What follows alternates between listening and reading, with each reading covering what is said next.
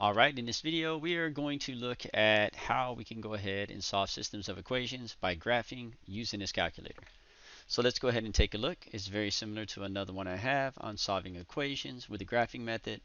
The first thing I want to say is I recommend all students, when I'm talking to them, come down and go to this one that looks like a parabola, this option where it says add graphs. Now they'll simply hit enter on it. Notice on this left hand side of my screen we do have an example problem we're going to do, this first one right here. And I'm going to go ahead and type it in to the calculator. So first thing I'm going to do is notice it says y equals 4x plus 3. So I'm going to type in my 4x plus 3, hit enter, and then I'm going to hit tab, TAB. It lets me put in the second equation, which is y equals negative x minus 2. So negative x minus 2, hit enter.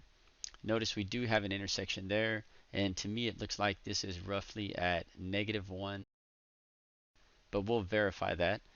The next thing you want to tell the student is to click on menu, and then you want them to go ahead and go down to analyze graph, click to the right, and find intersection, option 4.